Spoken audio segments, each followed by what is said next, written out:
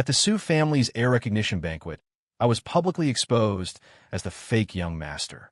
The real young master, Su Ming, pointed his finger at my nose, his spirits soaring. "Suja, you thief! You've occupied my life for 20 years. My parents, tears streaming down their faces, looked at Su Ming, filled with guilt. All the guests were waiting to see me break down, kneel, and weep bitterly.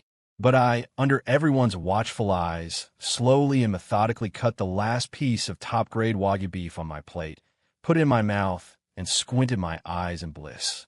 Delicious. Finally, I can clock out. Beneath the luxurious crystal chandelier of the Su family villa, the atmosphere was as heavy as a frozen block of iron.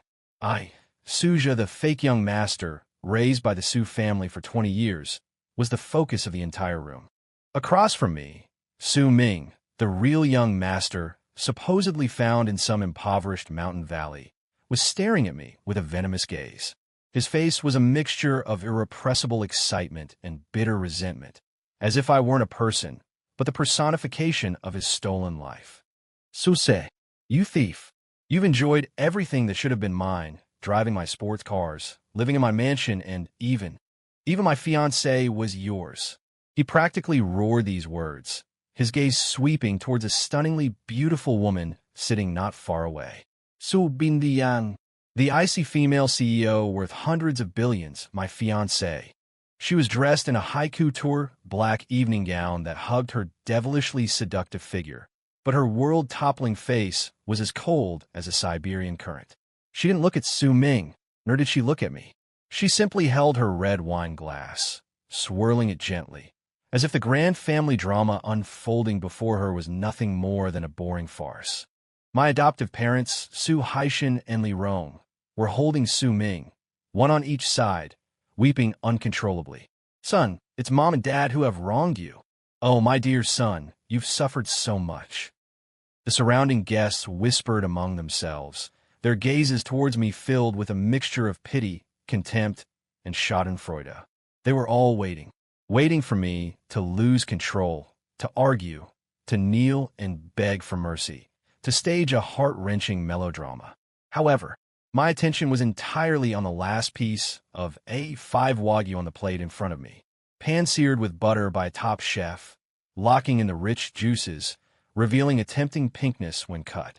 I ignored all the surrounding noise, elegantly cutting off the last small piece with my knife and fork and placing it in my mouth. The juices exploded in my mouth, the rich, buttery flavor instantly conquering my taste buds. It was so damn delicious. I squinted my eyes in bliss and let out a sigh of heartfelt contentment. It had been 3 years since I transmigrated into this world, playing the role of an ignorant, profligate young master, doing nothing but eating, drinking, and waiting for the plot to begin. Now it had finally begun. In my mind, a mechanical voice sounded. Ding! Core plot, the real and fake young master, has officially commenced. Host's lie-flat system has been activated. Beginner's mission: relinquish the identity of the Su family's fake young master and break off the engagement with the female CEO, Su Bingyan. Mission reward: 100 million in cash, God-tier driving skills. The smile at the corner of my mouth widened. Finally, I could stop acting and justifiably lie flat. I put down my knife and fork, wiped my mouth with a napkin, and raised my head to meet Su Ming's murderous gaze. "Are you done?" I asked.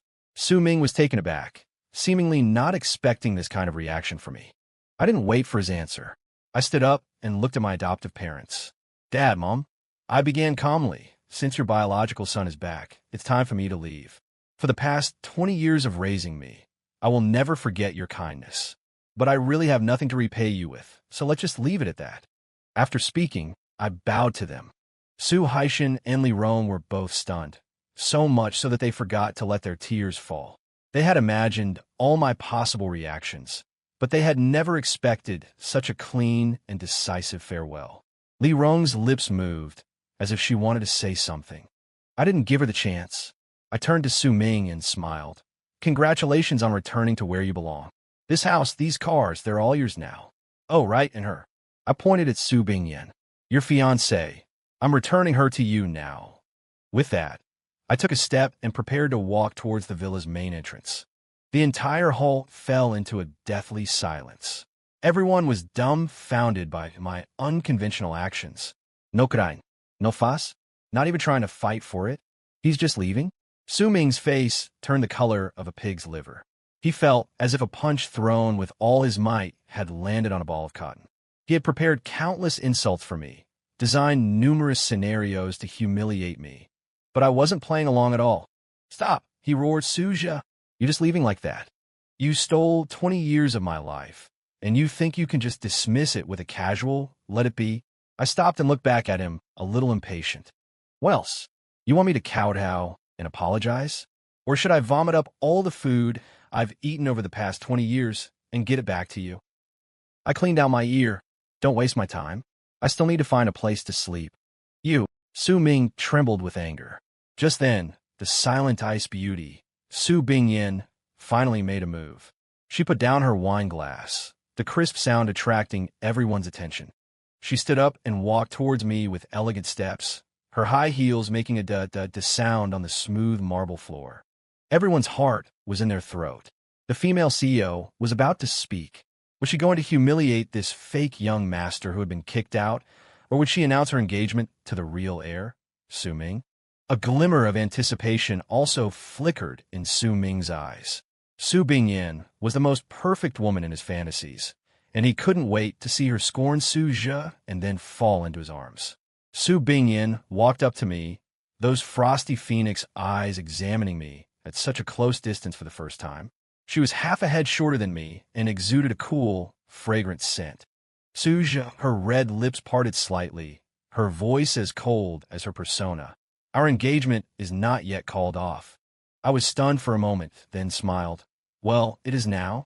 Miss Su, congratulations, you're free. I thought she would say, okay. But she furrowed her beautiful brows slightly. Who gave you the right to unilaterally break off the engagement? Her voice carried a hint of unquestionable authority. Our engagement was arranged by the old masters of both families. It's not your place to call it off. Me? Question mark. Hold on, miss, did you grab the wrong script? Haven't you always looked down on me, this good-for-nothing dandy, and wish you could kick me to the curb sooner? Now that I'm taking the initiative to withdraw, why are you unhappy? System warning, mission not complete. Host, please immediately draw a clear line with Su Bingyin. I frowned, looking at this woman who wasn't playing by the rules. Miss Su, are you mistaken? I have nothing now. I'm just a pauper. You still want to be tied to a pauper like me? Su Bingyin snorted coldly, a hint of inquiry in her eyes that I couldn't understand. Is the status of the Su family's young master so unimportant to you? What else? I spread my hands. It's just a status, not as comfortable as lying flat. This sentence seemed to crack the frost in Su Bingyin's eyes. She stared at me as if she could make a flower bloom on my face. And beside us, Su Ming's face had completely darkened.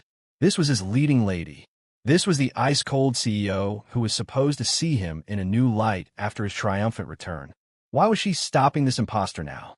Bingyin, Su Ming couldn't help but speak, his tone tinged with urgency. Don't be deceived by him. He must be feigning retreat to gain your sympathy. Su Bingyin didn't even bother to spare him a glance. She just looked at me and said, word for word, Su Zhe, until I say we can break it off, you are still my fiancée. After speaking, she did something that made everyone's jaws drop. She extended her fair, jade-like hand and naturally linked her arm with mine. Let's go, I'll see you out. My whole body stiffened. The soft and slightly cool touch on my arm, and the cold fragrance lingering at the tip of my nose, all reminded me that this was not a hallucination. The ice-cold female CEO, Su Bingyin, had taken the initiative to hold the arm of me, the fake young master who had just been kicked out. Was she insane? The jaws of all the guests in the hall hit the floor. Su Ming's eyes instantly turned red, the flames of jealousy almost spewing out of their sockets to burn me to ashes. Su Bingyan, what do you mean? He roared, losing his composure. I am the heir to the Su family. I am your fiancé. Su Bingyin finally deigned to turn her gaze to him, but her look was colder than if she were looking at a stranger. First, my name is Su Bingyin, not for you to call. Second, who my fiancé is for me to decide, not the Su family. Third, she paused, a sarcastic curve gracing her red lips. You're too loud. With that, she ignored the petrified Su Ming and, with her arm linked in mine, walked straight towards the main entrance. I was half dragged, half led by her, my mind a complete mess. This plot isn't right. According to the original plot of the book, Su Bingyin was supposed to announce the annulment of our engagement on the spot after confirming I was the fake young master. Then, she would show a little interest in Su Ming, this potential stock, to pave the way for their future romance. But what is she playing at now? System warning. The host is severely deviating from the mission objective. Please shake off Su Bingyin immediately and complete the annulment. I came back to my senses and quickly tried to break free from her hand. Miss Su, President Su, calm down. I lowered my voice. You don't have to joke about your entire life just to spite him, do you? Su Bingyin didn't stop, walking straight towards the fiery red Ferrari at the entrance without a sideways glance. I'm not joking. Her voice was still icy. I'm just suddenly a little curious about you. Curious? I was completely bewildered. What's there to be curious about me? Before I could finish, I suddenly understood. My reaction today was too abnormal. A wealthy young master who had been pampered for 20 years, suddenly told he was a fake and kicked out of the house. The normal reaction would be either to break down or become hysterical. But I was too calm, even a little happy. This abnormality had piqued the interest of this woman with an extreme desire for control. Damn it, I overacted. I should have appeared more miserable, more wretched, to make her feel I was worthless and then have her kick me away. Curiosity killed the cat, President Su. I stopped and looked at her seriously. I'm just a useless waste. I used to rely on the Su family to support me. Now that the Su family doesn't want me, I can't even support myself. Being tied to me will bring you no benefits other than lowering your status. I tried to belittle myself to make her see reason. Su Bingyin also stopped, turning her head. Her beautiful phoenix eyes shimmered with a strange light in the night. Can't support yourself? She raised an eyebrow. Perfect. I can afford to. Me? System collapse countdown, 10, 9, 8. Holy crap. Big sister, stop playing around. If you keep this up, my mission will fail. Su Bingyan. I dropped the honorifics and used her full name. What on earth are you trying to do? I don't know you well, and I'm not interested in you. Can we just part on good terms? Hearing me call her by her full name, Su Bingyin's eyes flickered. Not only was she not angry, but the curve of her lips deepened. No, she uttered 2 words crisp and clean. Then, she pulled open the car door and said in a tone that brooked no argument, "Get in." Looking at her stunning face and those eyes filled with rejection is not an option. I felt a sense of trouble for the first time. This woman was a lunatic. Just as I hesitated, the villa's main gate was violently pushed open, and Su Ming rushed out with several bodyguards. "Su-se, you stop right there." His eyes were bloodshot, looking crazed. "Let go of Bingyin." Behind him, Su Haishan and Li Rong also chased out, panting. "Bingyin, what are you doing? Stop fooling around," Li Rong said anxiously. Su Bingyin shot them a cold glance, then looked at me, her tone tinged with amusement. "See? They're all anxious. If you leave with me now, he will hate you to death." I understood. She was deliberately provoking Su Ming. As for why, perhaps she simply couldn't stand Su Ming's smug, triumphant face, or perhaps she had genuinely developed a strong interest in me, this abnormal toy. Whatever the reason, I had to get away immediately. I took a deep breath, preparing to refuse her forcefully. The system in my mind suddenly sounded again. Ding! An unexpected situation has been detected. Issuing an emergency side quest. Quest name: The Queen's Desire to Conquer. Quest content: Go with a mistake. Temporarily accept Su Bingyin's protection to further stimulate her curiosity and desire to conquer. Quest reward: God-tier combat skills, charm plus 10. Me? Question mark. Why is this system as unpredictable as Su Bingyin? Just a moment ago, it was warning me about mission failure, and now it wants me to go with a mistake? However, God-tier combat skills. Glancing at the menacing Su Ming and his bodyguards rushing over, I suddenly felt that this reward was very practical. Okay, I changed my mind and said a single, decisive word to Su Bingyin. Then, I opened the car door and sat in the passenger seat. Su Bingyin was taken aback, seemingly not expecting me to change my mind so quickly, but she then showed a victorious smile, got into the driver's seat, and started the car. Vroom! The Ferrari's engine roared to life. A second before Su Ming and his men could reach us, it shot away like a bolt of red lightning, disappearing into the dust. In the rearview mirror, Su Ming's face, twisted with anger, grew smaller and smaller, finally becoming a blurry dot. A brief silence fell over the car. Su Bingyin focused on driving, the lines of her profile appearing exceptionally delicate and captivating under the city's neon lights. "Why did you change your mind again?" she suddenly asked. "Because I discovered that living off a woman seems easier than struggling on my own." I leaned back against the seat and said lazily, "Since CEO Su is willing to support me, why should I refuse?" I deliberately answered in a cynical, devil-may-care tone. "To deal with a proud woman like her, the more you go along with her, the more uninteresting she finds you. You have to act like a scoundrel to keep her hooked." Sure enough, Su Bingyin's hands tightened on the steering wheel. "Suja, you'd better be clear about one thing. I'm not running a charity." Her voice turned 3 parts colder. "I'm just interested in your performance today. The moment I lose interest, I'll throw you away at any time. Doesn't matter to me." I yawned. A day of free food and lodging is a day gained. "By the way, CEO Su, do you have any A5 Wagyu at your place? I didn't get to eat my fill just now." Su Bingyin fell silent. Through the reflection in the car window, I saw the first crack appear on her icy face. It seemed to be speechlessness. That's more like it. Keep this up.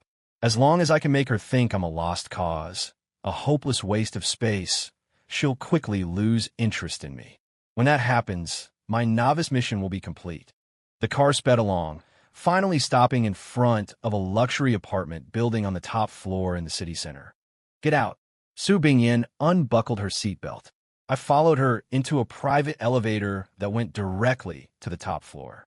The elevator doors opened to a supersized flat, its design minimalist yet exuding luxury at every turn. Beyond the massive floor-to-ceiling windows lay the brilliant night view of the entire city. "Your room is over there." Su Bingyin pointed to a room at the end of the hallway. "If you need anything, tell the housekeeper." With that, she walked straight to her master bedroom, seemingly having no intention of paying me any more attention. "Suited me just fine." Whistling, I sauntered towards my new room. I pushed the door open. The decor and facilities inside were even better than my room at the Su family's house. Satisfied, I threw myself onto the large bed, which looked expensive and stretched out comfortably. "System, where's my reward?" I chanted silently in my mind. Ding! Side quest, the Queen's desire to conquer, phase complete. Reward God-tier combat skills has been issued. Charisma +10 has taken effect. Instantly, a massive flow of information surged into my mind. The weak points of human joints, muscle exertion techniques, the essence of various fighting styles.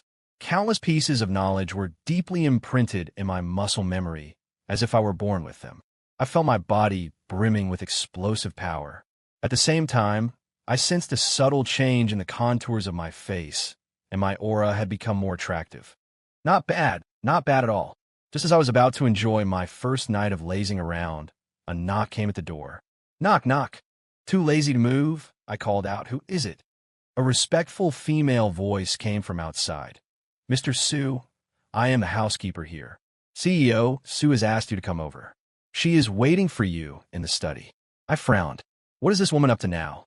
I grudgingly climbed out of bed and followed the female housekeeper to the study door. "CEO Su is inside." The housekeeper bowed and retreated. I pushed the door open, and a faint scent of sandalwood drifted out. The study was huge, with an entire wall lined with bookshelves.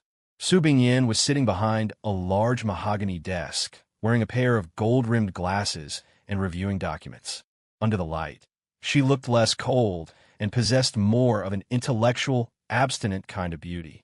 Hearing me enter, she looked up, pushed her glasses up, and gestured with her eyes for me to sit in the chair opposite her. "Seat." I sat down flamboyantly and crossed my legs. "CEO Su, You're not sleeping this late at night. Did you call me here to admire you while you work? How's the overtime pay calculated? Su Bingyin ignored my glib remarks. She took a document out of a drawer and pushed it in front of me. Take a look. I picked it up and saw a few large words on the cover. Prenuptial agreement. I raised an eyebrow and opened the agreement. The clauses inside were written in great detail, but they could be summarized in one sentence. After marriage, I, Suja, shall not interfere in any of Su Bingyin's personal affairs or company decisions, and shall not have any ambiguous relationships with other women. In return, Su Bingyin will be responsible for all my expenses and provide a monthly allowance of 1 million. At the end of the agreement was the divorce clause.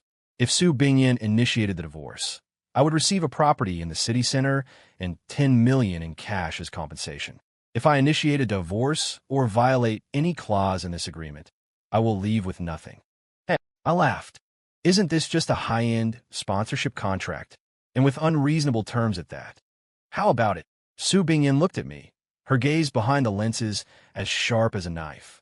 Sign it, and you can continue to live your life of squandering money. Don't sign, and I'll have someone throw you out right now. She thought that I, good-for-nothing, who had just been kicked out of his family, would sign my name without hesitation when faced with such conditions. After all, for a penniless man who had nothing, this was like a pie falling from the sky.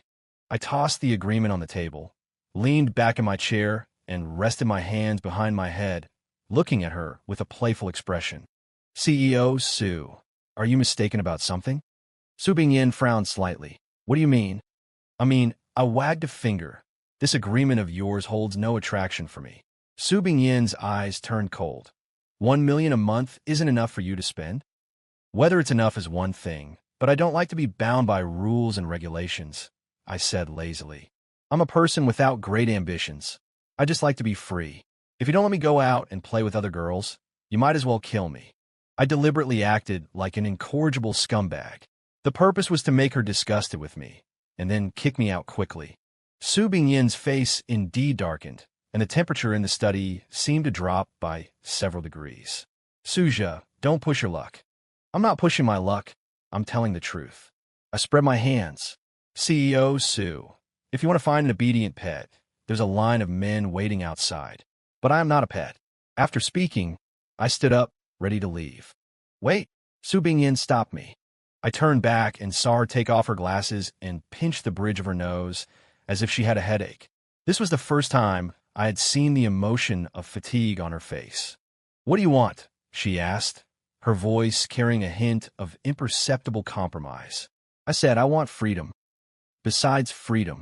I stroked my chin, pretending to think, and then my eyes lit up. How about this? I can sign the agreement, but you have to add a condition. A trace of vigilance flashed in Su Bingyin's eyes. What condition? Very simple. I grinned. I'll help you get rid of Su Ming, so that he can never bother you again. In exchange, after it's done, our marriage contract will be automatically terminated, and you have to give me another 100 million. This was advancing by retreating. I knew that Su Bingyin definitely didn't believe that a good-for-nothing like me could get rid of Su Ming. Su Ming was now the rightful heir of the Su family, with the entire Su group behind him. What did a penniless man like me have to fight him with? I proposed this condition precisely to make her think I was whimsical, a fool who didn't know his own limits. As expected, Su Bingyin looked at me as if she were looking at an idiot. You? Get rid of Su Ming. She looked as if she had heard the funniest joke of the century. Suja, are you still dreaming? Do you know how much power the Su group has in Jinghai City? Do you know how many resources Su Ming can mobilize now? Of course I know. I smiled confidently. But so what? In my eyes, he's just a buffoon. My confidence slowly turned to ridicule in Su Bingyin's eyes into scrutiny. She couldn't see through me. From my unusual behavior at the Su family banquet to the bold claims I was making in front of her now, my whole being exuded a mystery that she couldn't comprehend. She was a woman accustomed to controlling everything, and I was the variable she couldn't control. This feeling made her very unhappy, but it also damnably attracted her. Fine. To my surprise, she actually agreed. I agree. Su Bingyin put her glasses back on, resuming her iceberg CEO demeanor. I will have my lawyer amend the agreement. As long as you can make Su Ming completely disappear from my world, I will give you the 100 million and your freedom. She paused, then added, but if you can't do it, or if Su Ming gets rid of you instead, then don't blame me for standing by and doing nothing. Moreover, you must sign the original agreement and be my canary obediently until I get tired of you. It's a deal. I snapped my fingers. This was exactly the result I wanted. As long as I accidentally lost to Su Ming, I could be logically abandoned by her, and then I could go off and live a happy life with the system rewards. Perfect. You can go out now. Su Bingyin ordered me to leave. I was in a great mood, whistling as I walked out of the study. Watching my carefree back, Su Bingyin's gaze grew deeper. She picked up her phone and dialed a number. Hello. Help me investigate someone, Suja. Yes, the fake young master of the Su family. I want all his information from birth until now. The more detailed, the better, including the color of his underwear. Hanging up the phone, she looked at the night view outside the window and murmured to herself, Suja, what kind of person are you really? I returned to my room, happily preparing for bed. However, not long after I lay down, my phone rang. It was an unknown number. I casually answered it. Hello. A cold, very familiar voice came from the other end of the line.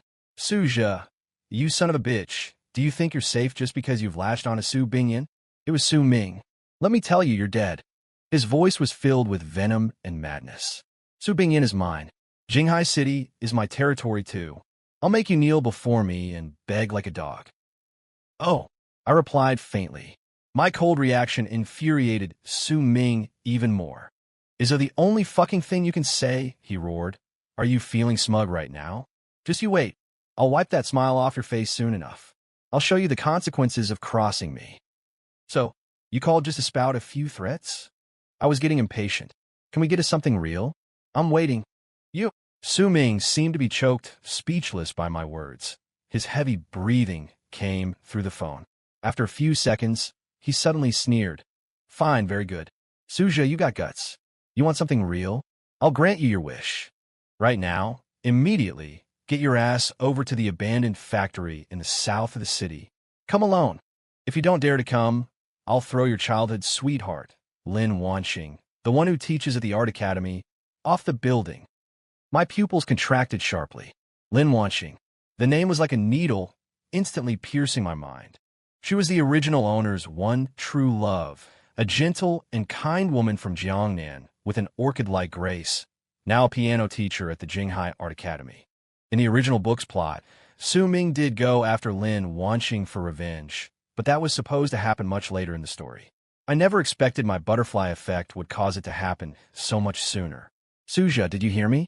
On the other end, Su Ming's voice was filled with a triumphant, malicious grin. I'll give you half an hour. The abandoned factory in the south of the city. For every minute you're late, I'll cut her pretty face.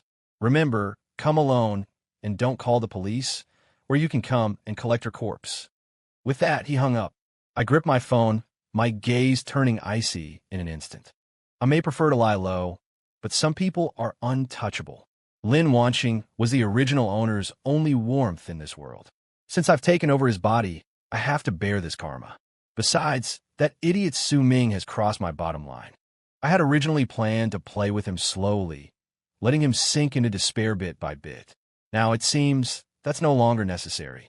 Some people will never learn what pain is until you cripple them in one go. Without the slightest hesitation, I immediately changed my clothes and prepared to leave. Just as I walked into the living room, I saw Su Bingyin in a silk nightgown, standing by the French window with a glass of red wine in her hand. She didn't seem to be asleep, as if she were waiting for me. Where are you going? She asked without turning her head. Out to take care of something. Su Ming's call. I gave her a surprised glance. This woman was surprisingly well informed. Yes, I didn't deny it. He's threatening you with Lin Wanxing? She asked again. My gaze sharpened. You investigated me? Su Bingyin turned around, her face expressionless. I'm just getting to know my partner. Need help? I could send my bodyguards with you. No need. I refused directly. Are you kidding? If I take her men, who gets a credit? Do I still want my 100 million or not? Besides, to deal with trash like Su Ming, I'm more than enough on my own. I'm just going to catch up with an old friend. I forced a relaxed smile. I'll be back soon. Su Bingyan gave me a deep look and didn't insist further. Be careful, she advised, completely out of character. I waved my hand and walked into the elevator. Watching the elevator doors slowly close, Su Bingyan took out her phone and dialed that number again. Follow him. Protect him.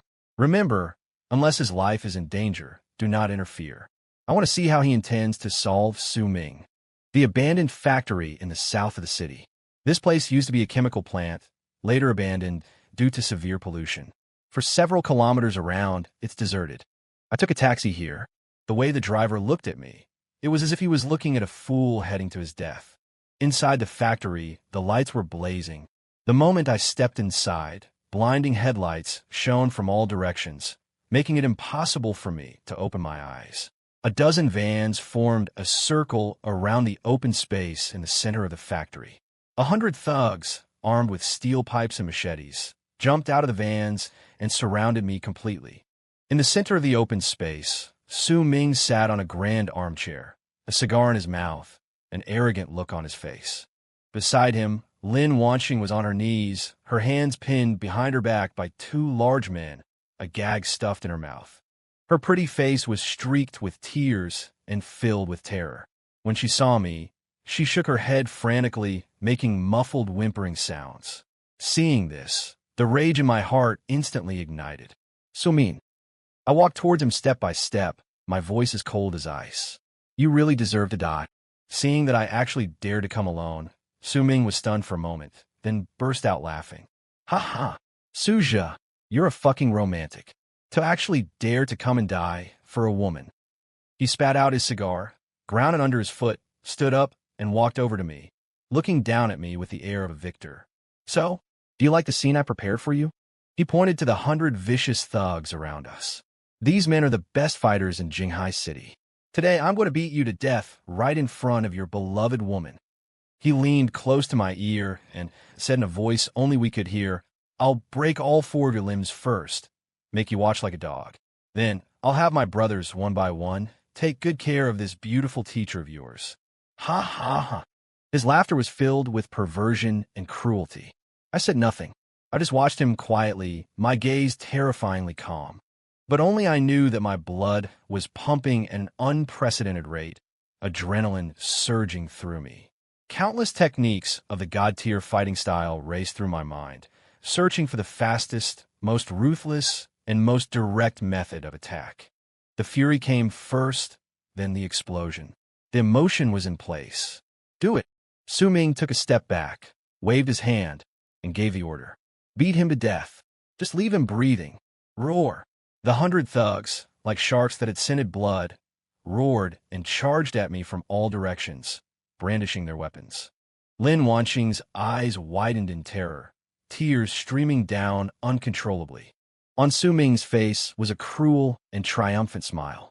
It was as if he could already see the miserable sight of me with broken bones, kneeling and begging for mercy.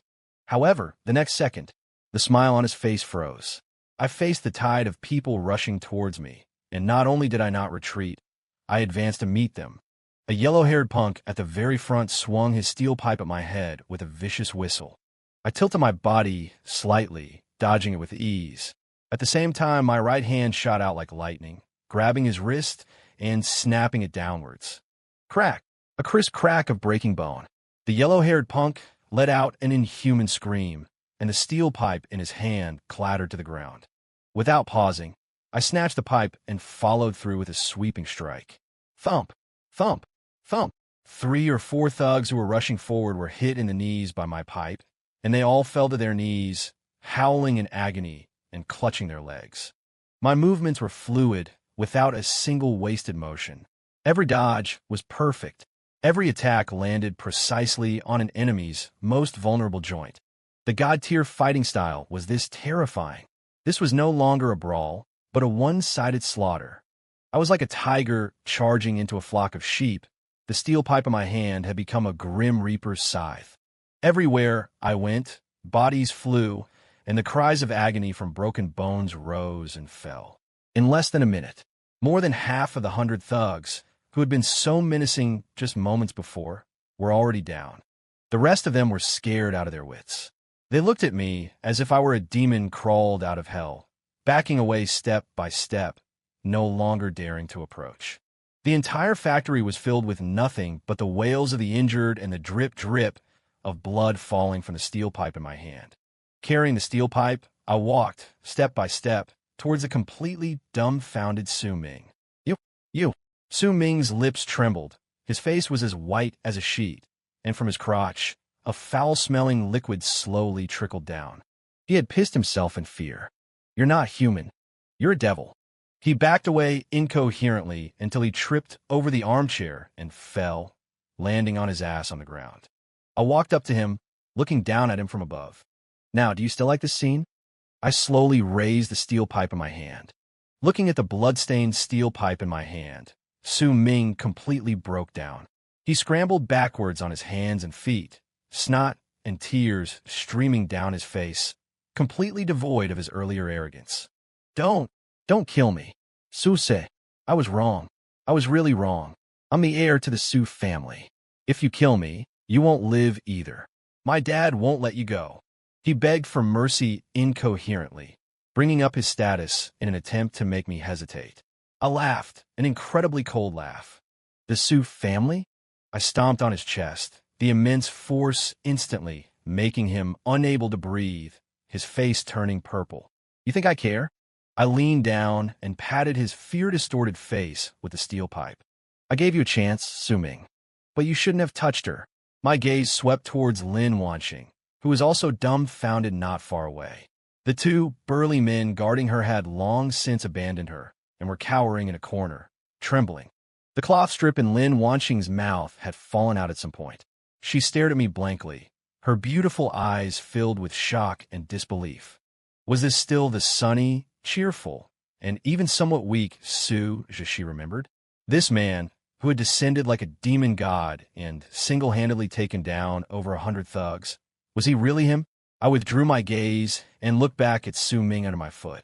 Tell me, how do you want to die? No, don't. Su Ming was scared out of his wits. Do you want money? I'll give you money. 100 million. 1 billion. As long as you let me go. Money. I shook my head. I don't need it. Then what do you want? Women? Power? I can give you anything. Just spare my life. I don't want anything. I slowly raised the steel pipe and aimed it at his right leg. I just want you to feel pain. Ah! A shrill scream pierced the night sky. I showed no mercy, and with one strike, I shattered his leg bone. The intense pain caused Su Ming's body to curl up like a shrimp, his eyes almost bulging out of their sockets. You can't take it already? I sneered, aiming the steel pipe at his other leg. I said I would break all 4 of your limbs. No, I'm begging you. Let me go. Su Ming cried and screamed, the stench of urine from his crotch growing stronger. Too late. Crack. Another sound of bone fracturing. Su Ming's screams had already become hoarse. I threw away the steel pipe and grabbed his hand. 2 more limbs. Crack. Crack. Expressionlessly, I broke both of his arms. With that, all 4 limbs were broken. Su Ming lay paralyzed on the ground like a pile of mud, unable to make any sound other than weak gasps and groans.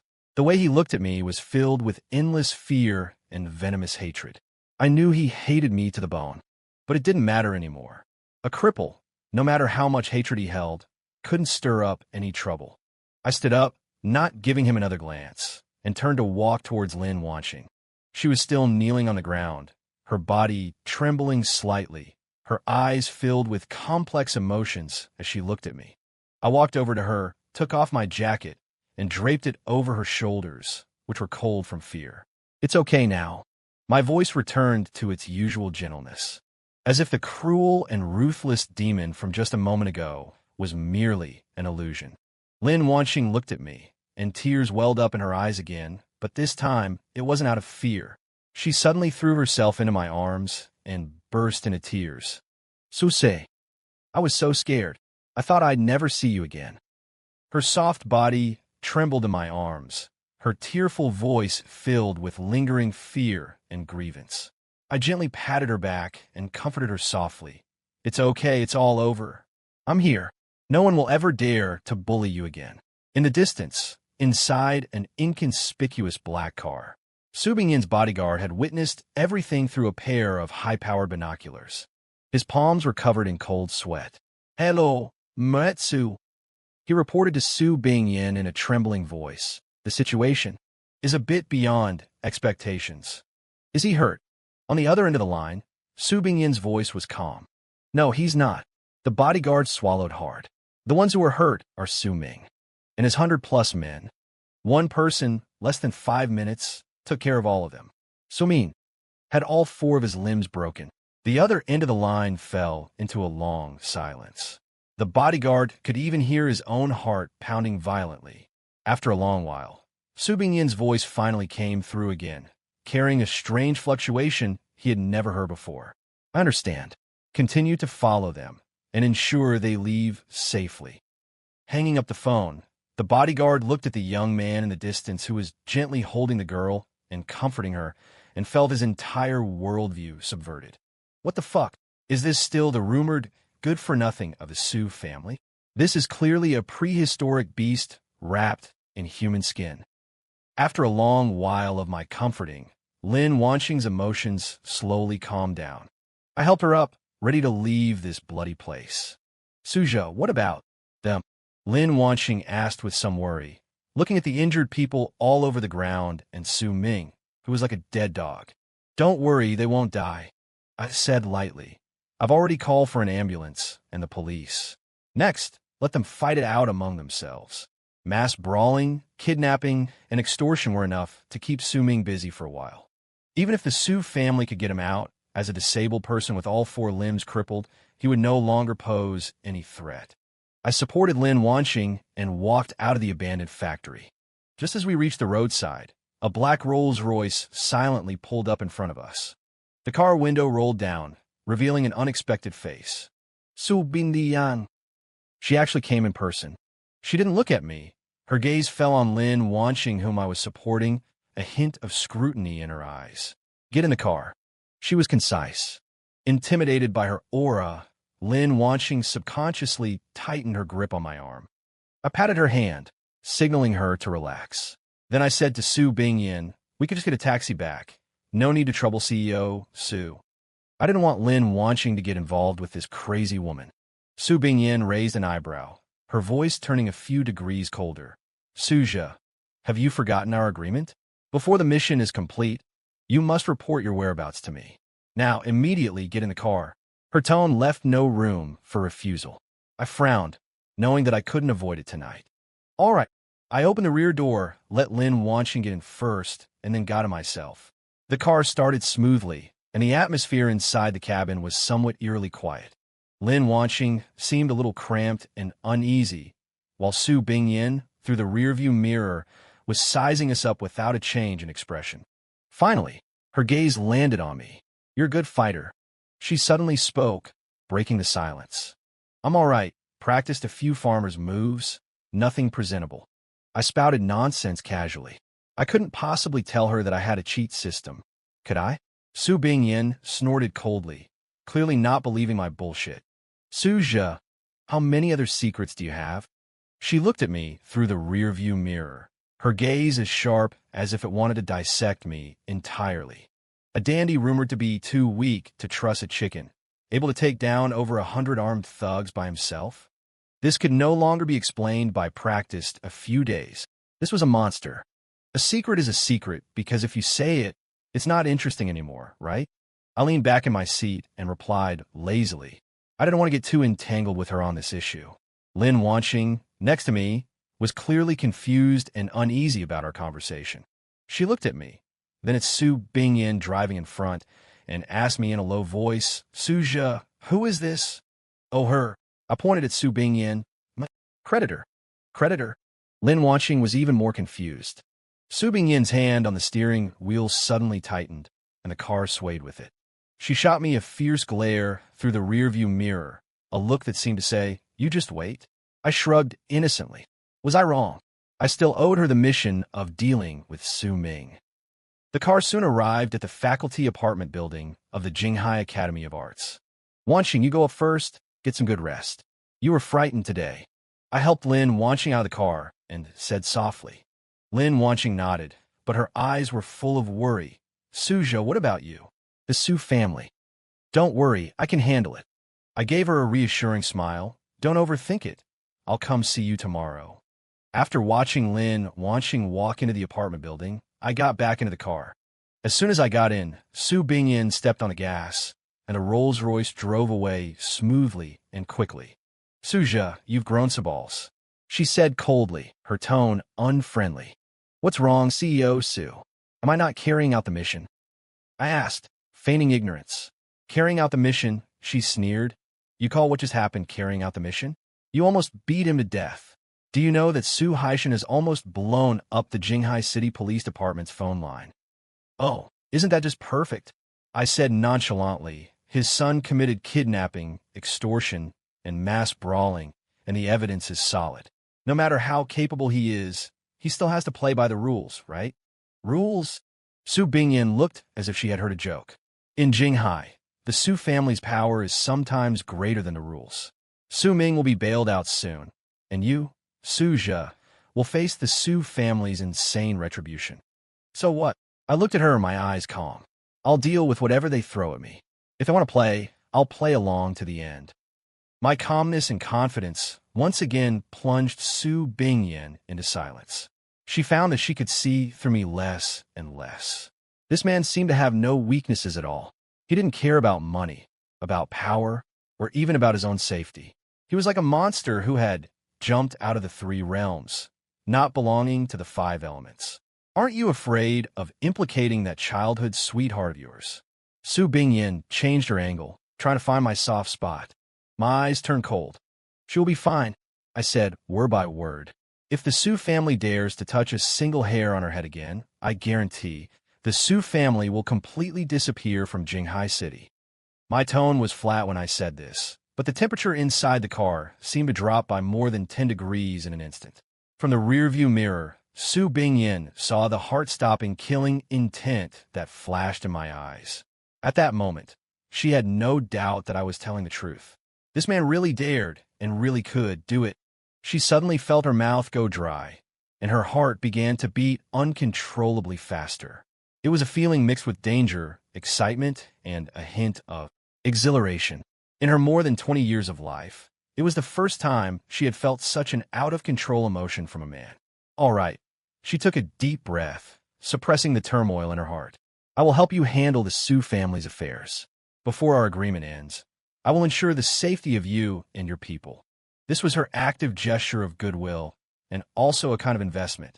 She wanted to see just how high this potential stock of mine could rise. Ding! Detected an increase in female lead Su Bingyin's favorability. New side quest issued. Quest name: Tip of the Iceberg quest content. In the upcoming retaliation from the Su family, display strength or connections that exceed Su Bingyin's imagination, subverting her perception of you once again. Quest reward: God-tier medical skills, cash 1 billion. Hearing the new quest, the corners of my mouth lifted slightly. God-tier medical skills? That was a good thing. It seemed it was time to stir the waters of Jinghai City a little more. The next day, I slept until I woke up naturally. I opened my eyes, and sunlight streamed into the room through the floor-to-ceiling windows, warm and pleasant. I picked up my phone and saw dozens of missed calls, all from Su Haishan and Li Rong. I couldn't be bothered with them and directly blacklisted their numbers. Then, I saw a message from Su Bingyin. Su Ming has been bailed out. The Su Group's legal department is filing a lawsuit against you for intentional injury. Additionally, the Su family has used their connections to freeze all the bank cards under your name. Below the message, there was a transaction record. Transfer in Yen 10 000 000 00 with a note, your pocket money. I smiled. This woman was quite perceptive. I got up, washed my face, changed my clothes, and prepared to go see Lin Wanxing. As soon as I walked out of my room, I saw Su Bingyin, also dressed in a sharp business suit, ready to go out. Where are you going? She asked. To see a friend. I'll give you a ride. No need. Get in the car. She interrupted me again with that tone that brooked no refusal. Helpless, I could only get into her car again. On the way to the art academy, Su Bingyin suddenly spoke. This afternoon, there's a top-tier business reception in Jinghai. Many important figures will be there, including Old Master Chun of the Chun Group. You will accompany me. Old Master Chun? A piece of information flashed through my mind.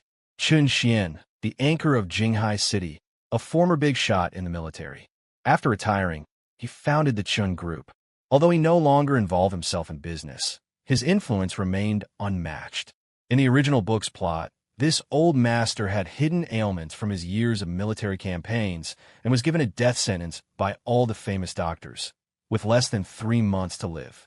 Both the Su and Su families were trying every means to curry favor with the Chun family, hoping to get a piece of the Chun Group's massive cake after he died.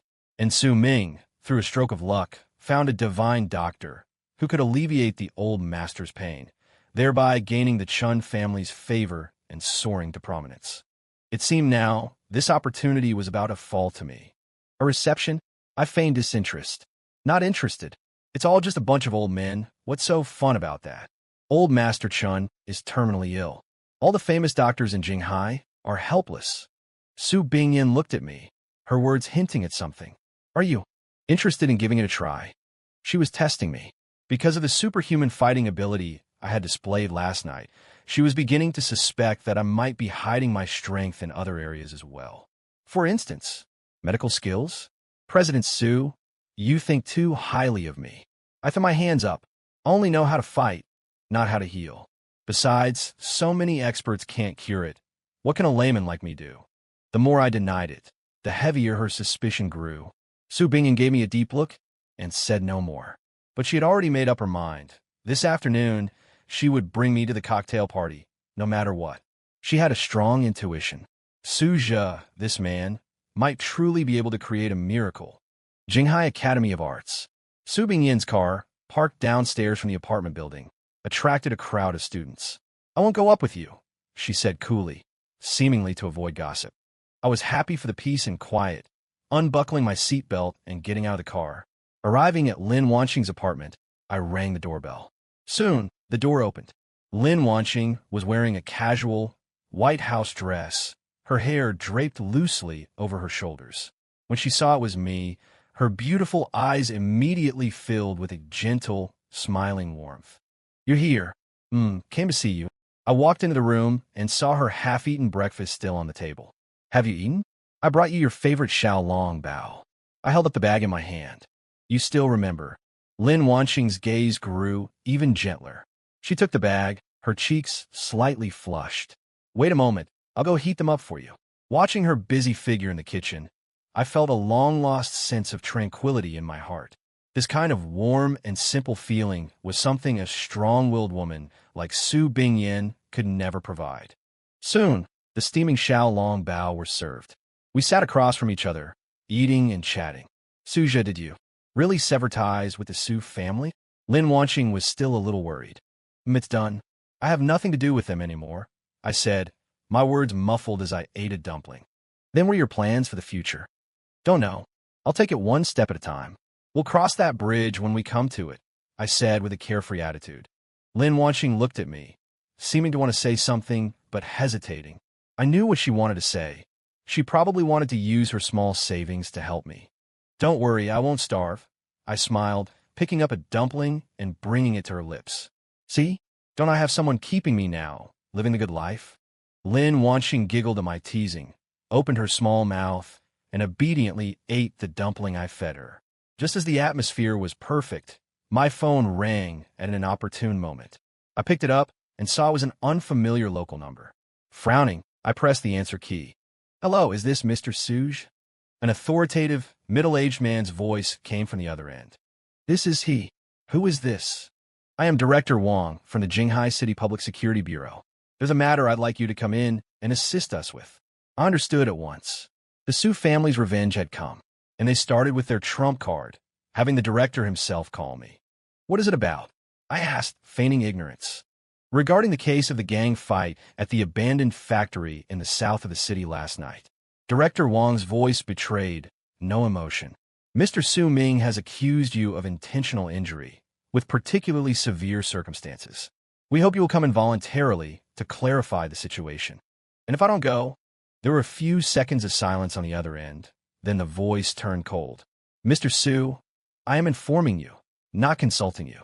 If you refuse to cooperate, we will have no choice but to take compulsory measures. A blatant threat. Fine, I'll be right there. I hung up, my face calm. Lin Wanqing looked at me with worry. Was that the police? Are they going to arrest you? It's nothing, just going to give a statement. I reassured her. Don't worry, I'll be back soon. I stood up to leave. But Lin Wanqing grabbed my hand, her eyes resolute. I'm going with you. I was stunned for a moment, then smiled. This girl, who appeared so gentle on the outside, was tougher than anyone on the inside. Okay, I didn't refuse. With her there, I might get to see an even more interesting scene unfold. We went downstairs together. Su Bingyin's Rolls-Royce was still parked where we had left it. Seeing us come down, she rolled down the window. Where are you going? The city bureau. Su Bingyin's eyes flickered, as if she had already guessed what was happening. Get in. At the entrance of the City Public Security Bureau, Su Haishan and Li Rong were already waiting there, flanked by the Su Corporation's top legal team. Seeing me get out a Rolls-Royce, Su Haishan and his wife's expressions turned ugly, especially when they saw Lin Wanqing by my side. Li Rong's eyes were filled with even more contempt and disgust. Su Se, you ungrateful wretch. The Su family raised you for 20 years, and this is how you repay us. Li Rong pointed at my nose and began to curse the moment she arrived. You severely injured Xiaoming. Do you have any humanity left? Su Haishan's face was ashen as well. Su Zhe, out of respect for the 20 years we raised you, I was going to leave you a way out. But you should never, ever have been so ruthless with Xiaoming. Today, I will make you pay. I looked at their self-righteous indignation and found it laughable. Humanity? You're talking to me about humanity?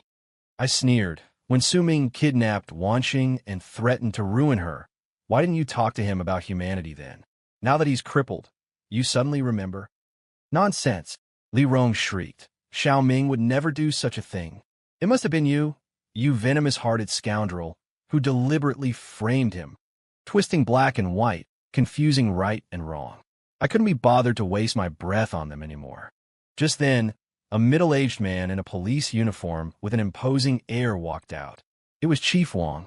Upon seeing Su Haishan, he immediately put on a smile. Chairman Su, what brings you here in person? You can leave a small matter like this to us. Chief Wang, for this matter, I must have an answer, Su Haishan said in a grave voice. Chief Wang nodded, then turned his gaze to me, the smile on his face vanishing instantly, replaced by an icy coldness. You are Su Zhe? I am.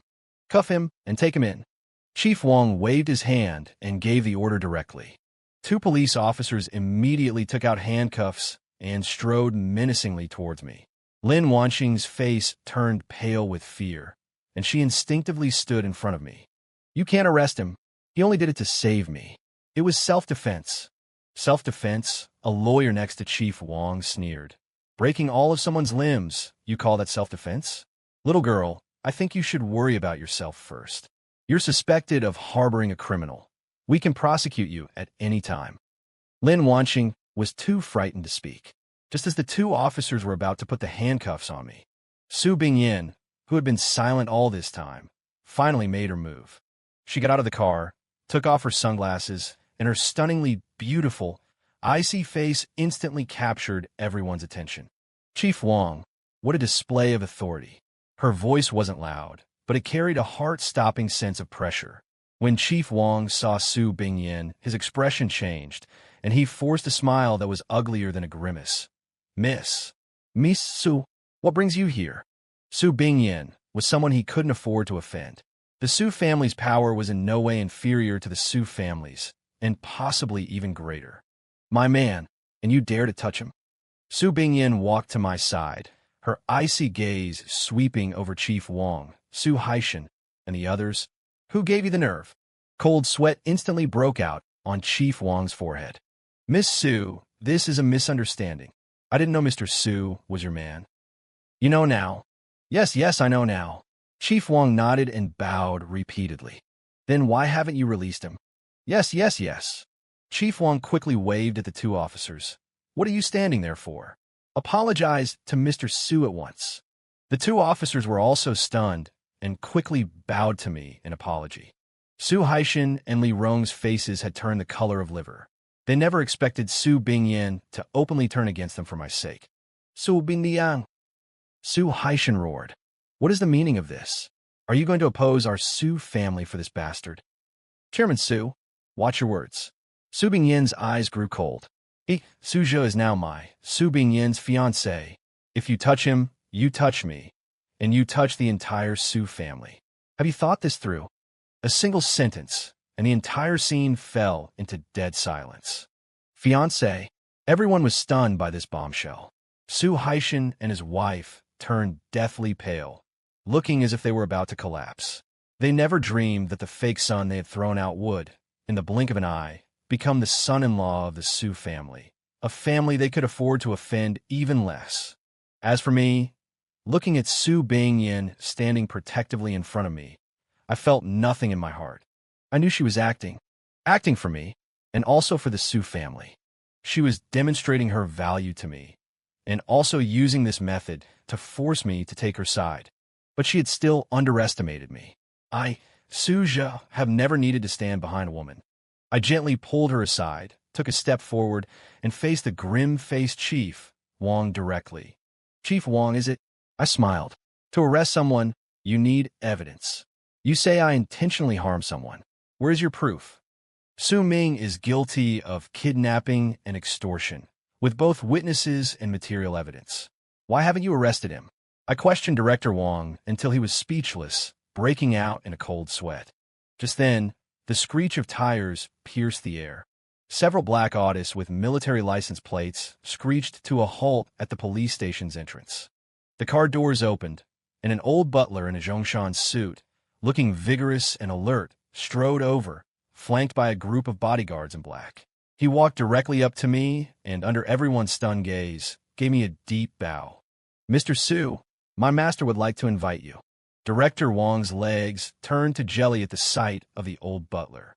Su Haishan and his wife gasped, because that old butler was Uncle Fu, the most trusted confidant of old Master Chen Xian of the Chen Group.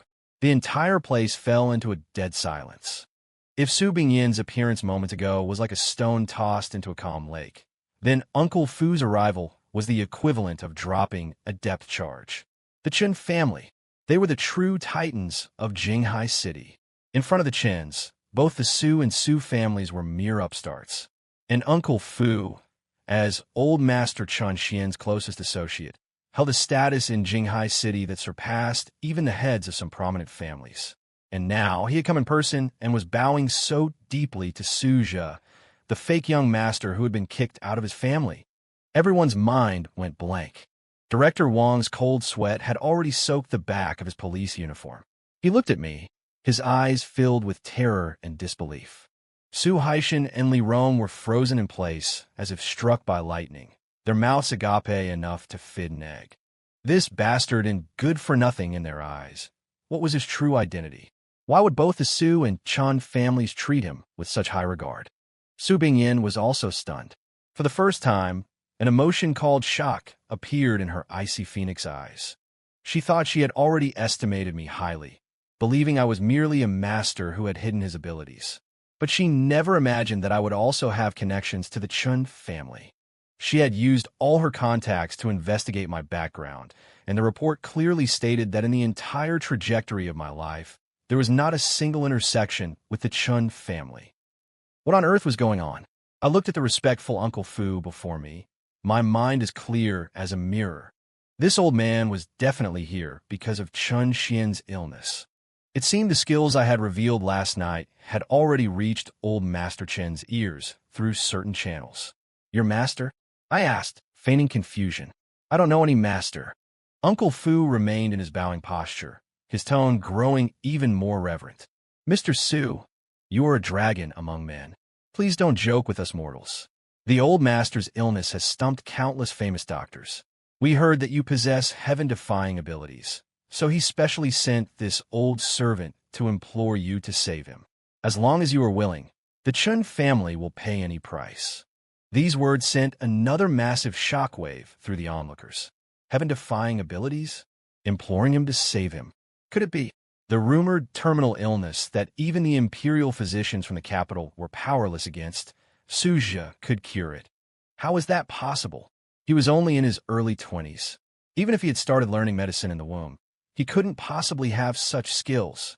Su Haishan and his wife felt their worldview collapsing. The son they had raised for 20 years, who was worthless in their eyes, a good-for-nothing who only knew how to eat, drink, and be merry, had transformed into a divine doctor that even the Chun family had to humble themselves before. This was more absurd than the Arabian Nights. Li Rong's body swayed, and she nearly fainted, luckily caught by Su Haishan in time. No. Impossible. This must be a mistake, she muttered to herself, unable to accept this reality. I looked at Uncle Fu, a plan already forming in my mind. It's not impossible for me to help, I said lightly. Uncle Fu was overjoyed. Please, sir, state your terms. My gaze slowly swept over Director Wang's deathly pale face and the devastated Su Haishan and his wife. First, I don't like being wrongly accused. I need a just resolution to today's matter. Uncle Fu immediately understood. He straightened up and turned to Director Wang, the deference on his face instantly replaced by the gravitas of someone long in a position of power. Director Wang. His voice wasn't loud, but made Director Wang tremble. Uncle Fu, what are your instructions? Mr. Su is the Chun family's most honored guest. Did you hear what he just said? I heard. Director Wang nodded like a pecking chicken. I guarantee that this will be handled impartially. We will not let a single bad person go, nor will we wrong a single good person. After speaking, he shot a vicious glare at Su Haishan. Su Haishan's heart sank. He knew he had messed with the wrong people this time. Having offended the Chun family, forget about protecting Su Ming. Whether their Su family could even maintain its footing in Jinghai City was now a question. Second, I spoke again, looking at Su Bingyan.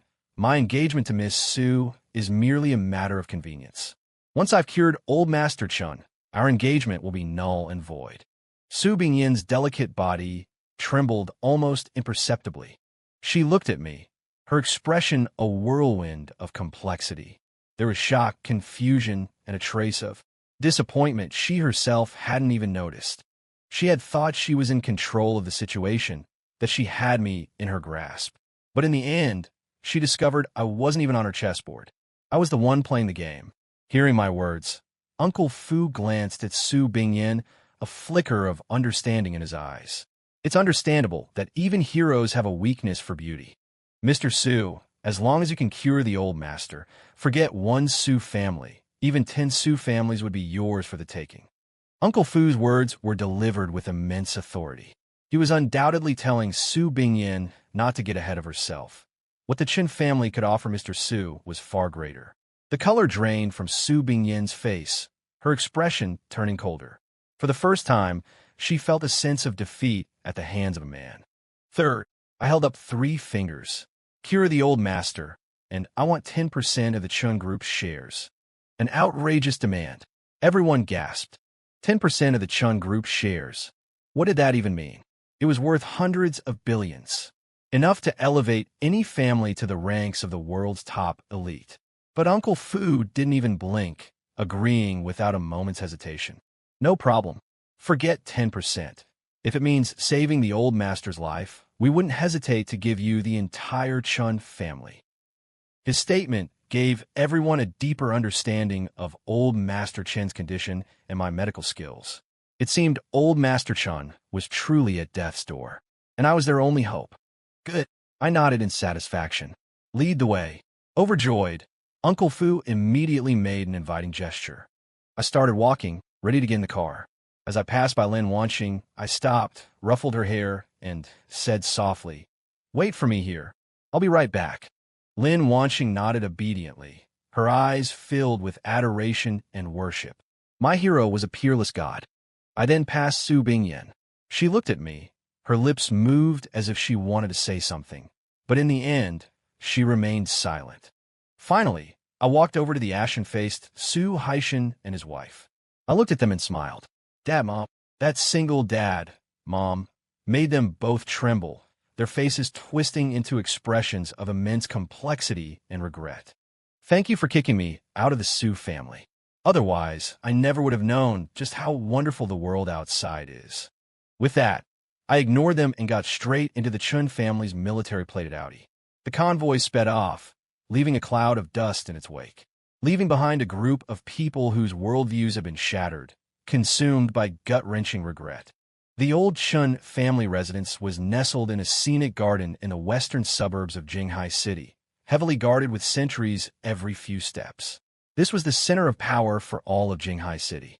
Uncle Fu led me all the way into an antique-filled, traditional bedroom. The room was thick with a heavy scent of traditional Chinese medicine. Lying on the bed was a gaunt, ashen-faced old man. It was Chun Xian. His eyes were tightly shut, his breathing so faint it seemed it could stop at any moment. Several other people stood in the room, core members of the Chun family, and a few doctors in white coats who looked like top specialists.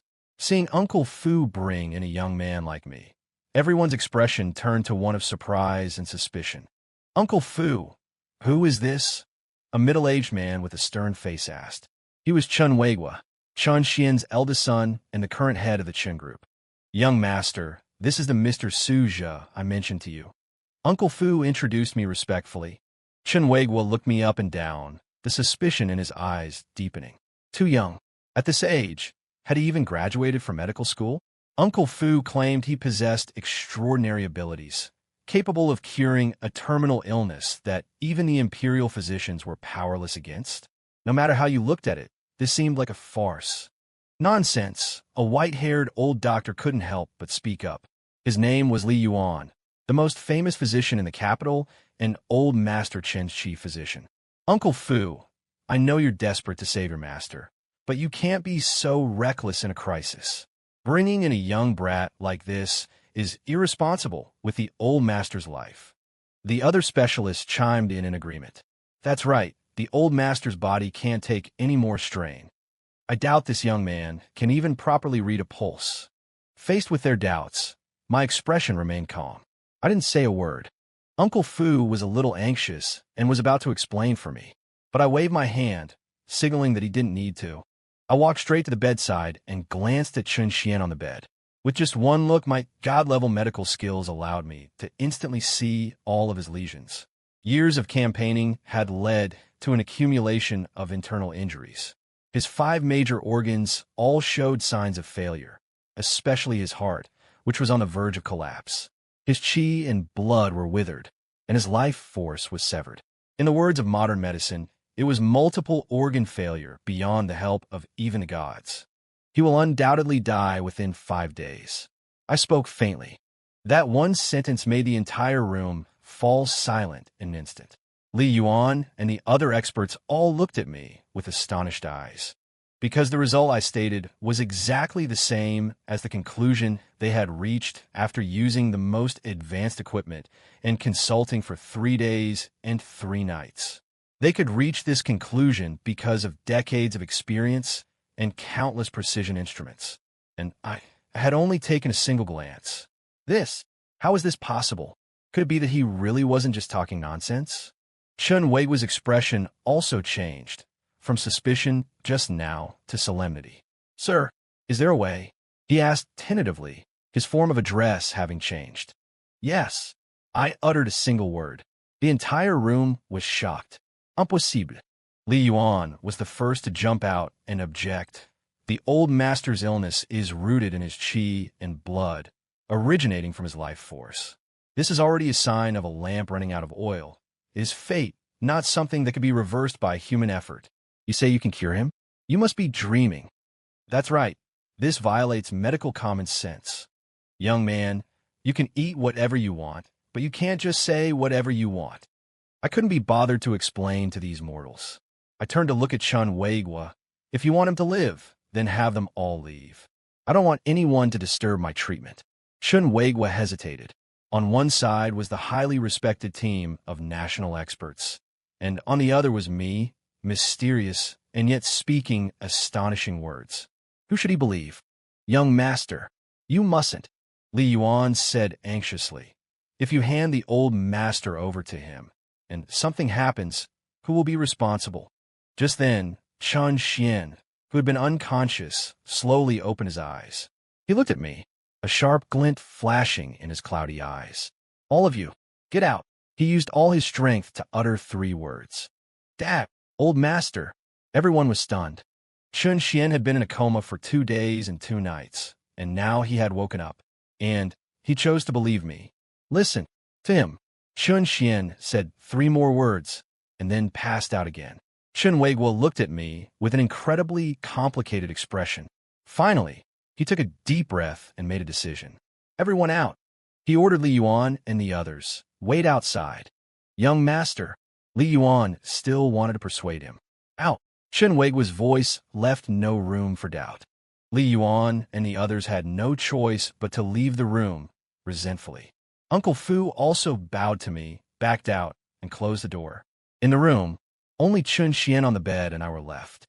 I took out an acupuncture kit from my pocket. I had asked Uncle Fu to prepare this before I came. I picked up a silver needle and aimed it at an acupoint near Chun Xian's heart. "You are very lucky," I said faintly as I administered the needle. "This set of 7-star life-extending needles of mine should not have appeared in this world. To be able to come back from the dead can be considered your good fortune." My voice was not loud, but it clearly entered the ears of the supposedly unconscious Chun Xian. His eyelids twitched imperceptibly. The corners of my mouth lifted slightly. I said no more and concentrated on administering the needles. My technique was as fast as lightning. One by one, the silver needles accurately pierced the major acupoints on Chun Xian's body. Tian Shu, Qihai, Guanyuan Shunke. As the silver needles were inserted, streams of pure internal energy were transferred through the needles into Chun Xian's withered meridians. This was the internal energy that came with the god-level medical skills. Although it wasn't much, it was enough to stimulate the life force of a dying man. I saw Chun Xian's ashen face begin to regain its color at a speed visible to the naked eye. His weak breathing also gradually became steady and strong. Outside the door, Li Yuan and the other experts were as anxious as ants on a hot pan. Nonsense. Simply nonsense. How can they let a young brat treat the old master? What if he uses the wrong needle and punctures the heart? Then even the gods can't save him. And young Master Chun, how could he believe such a charlatan? Listening to their discussion, Chun Weiguo's heart was also in turmoil, tense to the extreme. He had already prepared for the worst. If something really happened to his father, he would be the center of the Chun family. Just then, the door creaked open. I walked out, a trace of fatigue on my face. "It's done." Everyone's gaze instantly focused on me. "It's done? What's done?" Li Yuan was the first to rush forward, glaring at me. "Kid, what did you do to the old master? If anything happens to him, I'll have your life." With that, he hurriedly burst into the room. The others swarmed in after him. Then, in the next second, everyone froze as if turned to stone. On the hospital bed, Chun Xian, who had been at death's door just a moment ago, looking as if he could pass away at any second, was now sitting up on his own. Though he still appeared somewhat weak, his complexion was ruddy, and his eyes were bright. Where was the slightest trace of a dying man? Am I alive again?" Chun Xian looked down at his own hands, which had regained their color, and felt the renewed vitality flowing through his body. His voice was filled with incredible shock. "A miracle. This is simply a miracle." Li Yuan trembled as he stepped forward, grabbing Chun Xian's wrist to take his pulse. The more he checked, the more shocked his expression became, until finally, it transformed into fanatical reverence. Steady, forceful, abundant in qi and blood, overflowing with life. He whipped his head around to look at me, and under everyone's disbelieving eyes, he dropped to his knees with a thud. "Divine Doctor, please accept this old man's bow. Sir, please accept me as your disciple." Li Yuan, the master physician, was kneeling to ask for tutelage in public. This scene stunned everyone present. Who was Li Yuan? He was a figure at the pinnacle of Chinese traditional medicine in the country, an existence looked up to by countless doctors. Even a few of today's most powerful figures had to respectfully address him as Old Li. But now he was kneeling to a young man in his early 20s. If word of this got out, the entire capital would be shaken to its core. Chun Weiguo and the others were also dumbfounded. Their gazes, which had been filled with suspicion and gravity just moments ago, had now transformed into complete and utter awe and reverence. For someone to make even Li Yuan prostrate himself, how unfathomably high must his medical skills be? This could no longer be described as a divine doctor. This was an immortal. Dad! Chen Weigua snapped back to reality and rushed to the bedside, his voice choked with emotion. I'm Fina. Chen Xian waved a hand at him, then turned his burning gaze towards me, struggling to get out of bed. Old master, Butler Fu quickly stepped forward to support him, but Chen Xian pushed him away. Under the astonished eyes of everyone present, he walked over to me, straightened his clothes, and then, facing me, gave a deep bow. Mr. Su, words cannot express my gratitude. From this day forward, you are my, Chen Xian's, savior, and the most honored friend of the Chen family. The entire Chen family is at your disposal. His bow signified that the entire Chen family had lowered its proud head to me. I accepted his gesture with composure.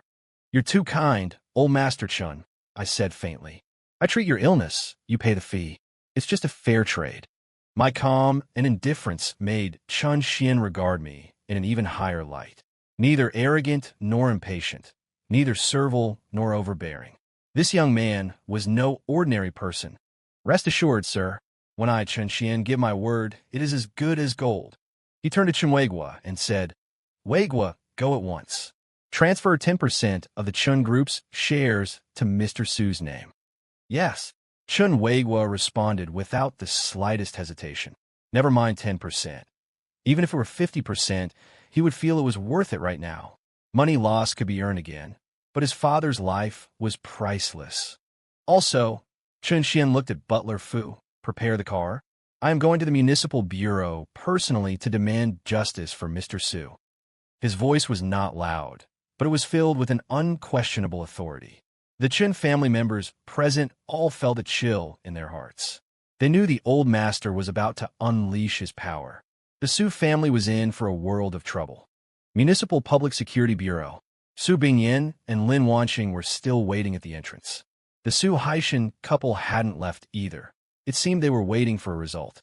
Chief Wang was in his office, pacing restlessly. He didn't dare to offend either side, so all he could do was stall. Just then, the piercing wail of sirens grew from a distance.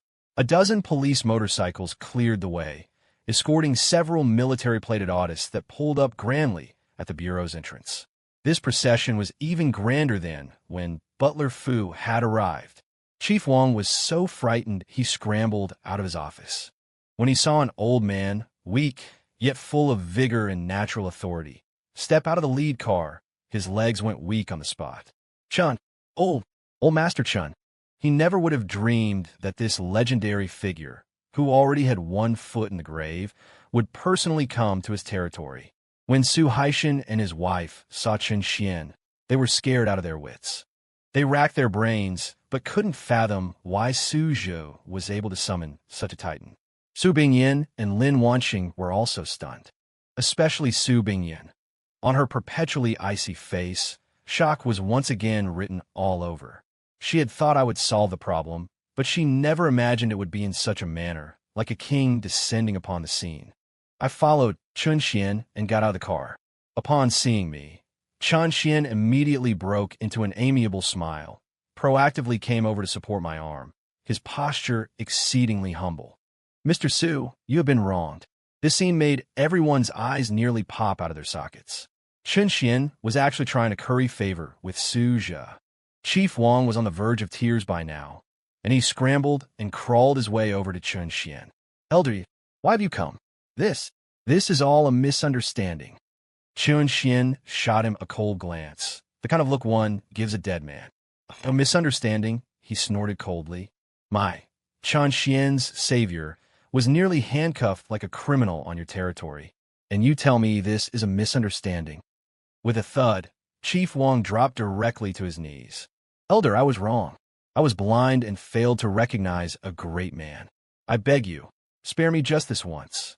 Chen Xian ignored him, his gaze shifting to the ashen-faced Su Haishan and his wife, Su Haishan Li Rong. I recall, 20 years ago, When your Su family was on the brink of bankruptcy, it was I who took pity on you and lent you a hand. I had thought you would know gratitude, but I never expected you to raise a beast like Su Ming and to cast out a true dragon like Mr. Su as if he were garbage.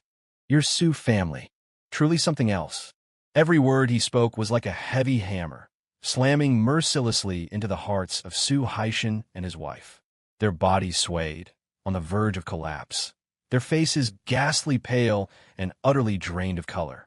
Elder Chun, Su Haishan tried to plead, but he couldn't even form a complete sentence. From this day forward, there will be no Su family in Jinghai. Chun Xian calmly pronounced the Su family's death sentence.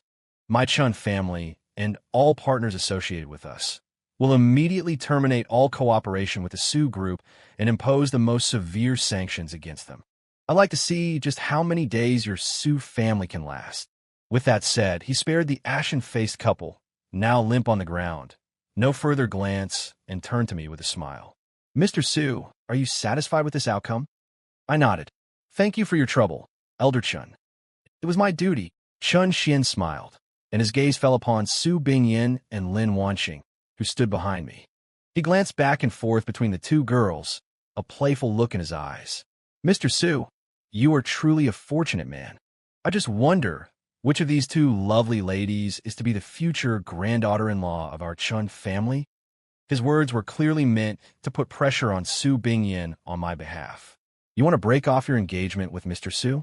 Fina, the moment you do, our Chun family will be at the door with a marriage proposal. Su Bingyin's delicate body trembled.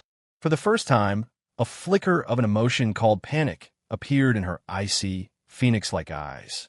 Su Bingyin was flustered.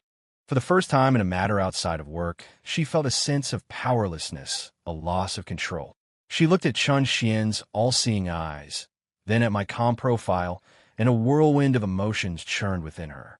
She had originally thought of me as just an interesting toy, a variable that brought a bit of novelty to her life. She enjoyed the process of controlling me, of uncovering my secrets. But now, she discovered that this toy had grown into an existence she could no longer control, one she might even have to look up to. Break the engagement? The moment Chun Xian mentioned the Chun family's granddaughter-in-law, that thought was utterly banished from her mind. What a joke.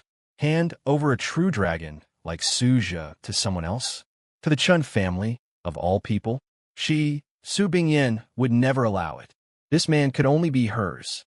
An unprecedented wave of possessiveness surged wildly within her heart. Elder Chun, you jest. Su Bingyin took a deep breath, suppressed the turmoil in her heart, and regained her composure as the ice-cold CEO. She walked gracefully to my side and, once again, in front of everyone, naturally linked her arm with mine. The gesture was an unmistakable declaration of her claim. In life, Suja is a man of my Su family. In death, he is a ghost of my Su family. She looked at Chun Xian, her gaze firm and unwavering. He will forever and always be my fiancé, Su Bingyin's fiancé. Her words were delivered with absolute finality. Not only was Chun Xian stunned, but even I was taken aback. I looked at the woman beside me with some astonishment. Her exquisite face was filled with such earnestness and determination. There wasn't the slightest hint of an act. This crazy woman, it seems she has truly fallen. Chun Xian looked at her, first stunned, then burst into laughter. Good. What to live is to be a person of the Su family. To die is to be a ghost of the Su family. Miss Su, you have more guts than your grandfather. He looked at me and winked. Mr. Su, it seems my Chun family is not so fortunate. I smiled and said nothing. Meanwhile, Lin Wanqing, standing to the side, looked at Su Bingyin clinging intimately to my arm, and a trace of sadness flashed across her gentle eyes. She silently took a step back, distancing herself from us. I took in this subtle movement. I sighed inwardly. It seemed it was time to make a clean break with this crazy woman, Su Bingyin. The Su family was finished. Under the Chun family's thunderous measures, this family that once held sway in Jinghai City didn't even last a day. The stock market crashed, banks called in debts, partners terminated their contracts one after another, and their businesses were seized. Su Haishan's hair turned white overnight, and Li Rong was so enraged that she had a stroke and was hospitalized. And Su Ming, that arrogant, true young master, had a complete mental breakdown after learning of the family's bankruptcy and the hospital, becoming a giggling fool. I heard all of this later. I had no interest in the fate of these losers. At this moment, I was sitting in Su Bingyin's luxurious penthouse apartment, watching her personally make me a cup of coffee. Try it, I just learned. She handed me the coffee, a hint of expectation in her eyes. I took the coffee and took a sip. It was bitter and didn't taste good, but I still nodded, not bad. Receiving my praise, a girlish shyness and joy actually appeared on her icy face. As long as you like it, I'll make it for you every day from now on. I put down the coffee cup, looked at her, and decided to lay my cards on the table. Su Bindiang. She looked up, her beautiful phoenix eyes like a pool of spring water, so gentle they could drown a person. Our agreement should end, I said calmly. The smile on her face froze instantly. What? What do you mean? My mission is complete, I said. Su Ming is taken care of, and the Su family has fallen. According to our agreement, our engagement is automatically dissolved. You should also give me the 100 million you promised. The air in the study seemed to freeze in that instant. The color drained from Su Bingyin's face, leaving it pale. She looked at me, her eyes filled with disbelief and hurt. Su-se, are you joking with me? I never joke. I looked into her eyes and said, word for word, between us, it was just a transaction. Now, the transaction is over. Transaction. Su Bingyin murmured these two words, her body trembling slightly. She suddenly laughed, a somewhat desolate laugh. So from beginning to end, you were just using me, weren't you? Your kindness to me, your concern for me, it was all fake? You wouldn't even touch me. Was it because you saw me as just a business partner? Her voice held a hint of a sob. I fell silent. I hadn't expected this strong woman to care so much about these things. Su Bingyin, we're not right for each other. I sighed. What you want is a man you can control, and I just want to lie flat. We're not from the same world. No. She stood up excitedly, walked around the desk, and came to me. I can change for you. I can ignore the company. I can learn to cook, to do housework. I can become anything you like, as long as you don't leave me. She grabbed my hand, her once cold and proud eyes now filled with humble pleading. I looked at her, feeling a little reluctant, but it's better to make a clean break. Slowly, one by one, I pried her fingers open. I am sorry. I stood up and walked towards the door without looking back. Su-se. Her tearful cry came from behind me. If you leave, don't ever come back. My footsteps paused for a moment. In the end, I didn't turn back, opened the door, and walked out. Outside the door, Uncle Fu was already waiting for me with men from the Chun family. Mr. Su, the share transfer agreement is ready. You just need to sign. I took the document and signed my name. From today on, I am the second largest shareholder of the Chun Group, with a net worth of billions. Also, the private jet you requested is ready and can take off at any time, Uncle Fu said respectfully. Good, let's go. I got in the car and left this apartment where I had stayed for only a few days. Through the rearview mirror, I saw Su Bingyin chase after me.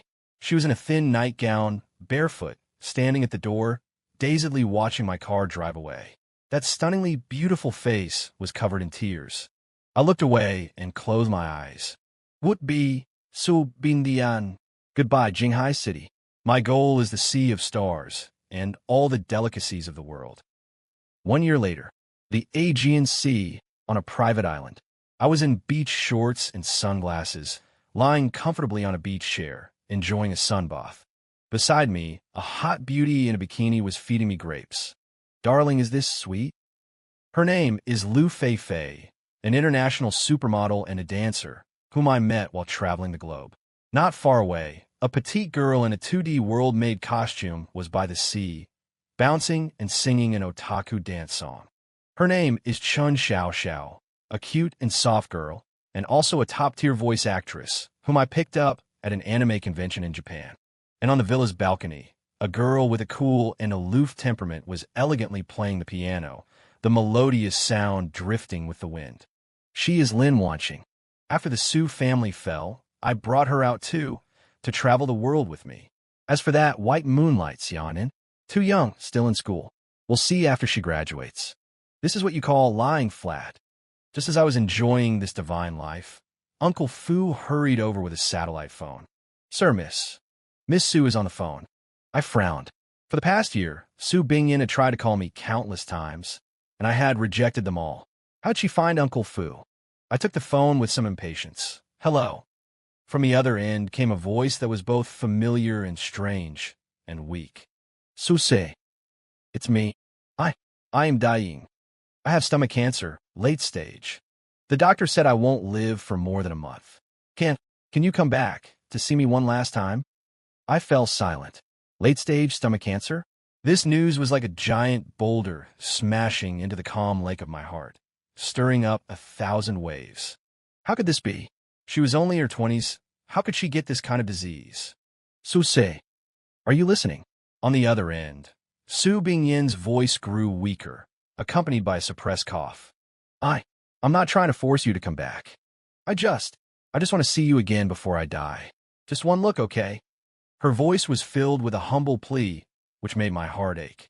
In my mind, her cold, beautiful face and the eyes that had shed tears for me involuntarily appeared. Which hospital are you in? I finally spoke. On the other end, I heard her gasp of relief and a hint of irrepressible joy. Jinghai City, First People's Hospital. Wait for me. I hung up the phone and stood up from the beach chair. What's wrong, darling? Lu Feifei asked with concern. It's nothing. An old friend is sick. I have to go back and see her. I ruffled her hair. Uncle Fu, prepare the jet. Back to Jinghai. Yes, sir. The private jet cut through the sky, and a few hours later, it landed at the airport in Jinghai City. I didn't alert anyone and took a taxi alone to the First People's Hospital. In the VIP ward area, I found Su Bingyan's room. At the door stood 2 solemn-looking bodyguards. When they saw me, they were stunned for a moment, then respectfully opened the door for me. I pushed the door open and was hit by the strong smell of disinfectant. On the hospital bed lay a woman so thin she was out of shape. She was wearing a large hospital gown, her face as pale as paper. Her hair had fallen out due to chemotherapy, and she was wearing a hat. If it weren't for the familiar contours of her face, I would hardly have recognized her as the once magnificent and aloof Ice Queen CEO. In just 1 year, how did she become like this? Hearing the door open, she slowly opened her eyes. When she saw it was me, her dull eyes instantly burst with astonishing brilliance. Su-se, you really came. She struggled to sit up, but didn't have a shred of strength.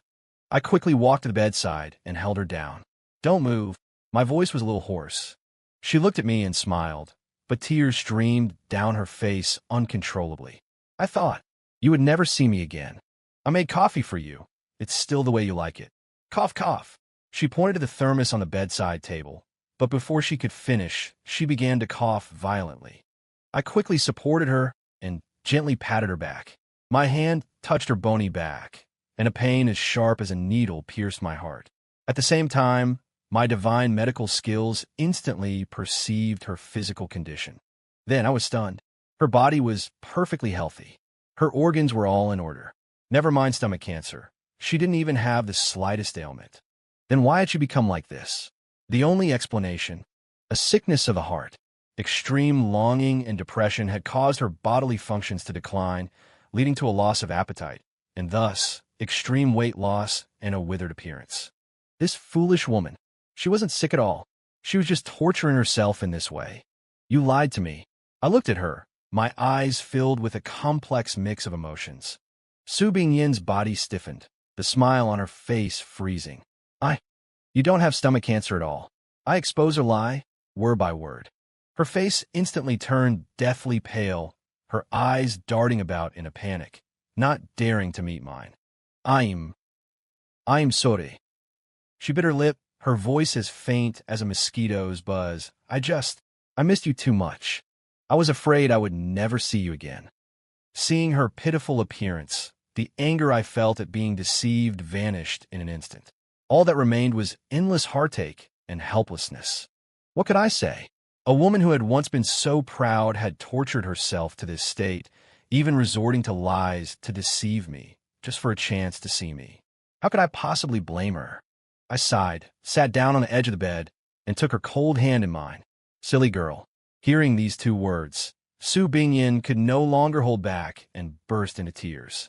Like a wronged child, she released all the longing, pain, and grievances of the past year in a flood of tears. I didn't speak, just sat with her quietly, letting her vent. After crying for a long time, she slowly quieted down, leaning against my chest like a small cat seeking shelter.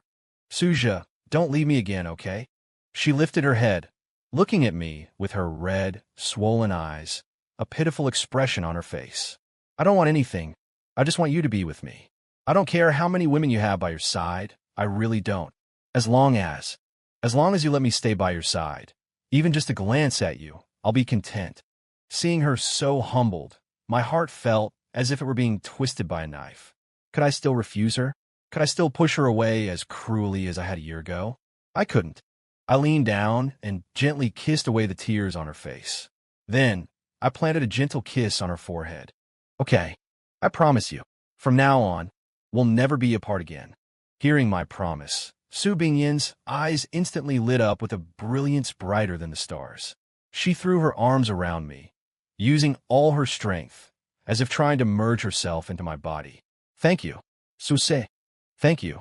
Holding her emaciated body, my heart was filled with a mix of emotions. A fateful, yet troublesome, connection. Since she wasn't sick, there was naturally no need for her to be hospitalized. I immediately processed her discharge papers.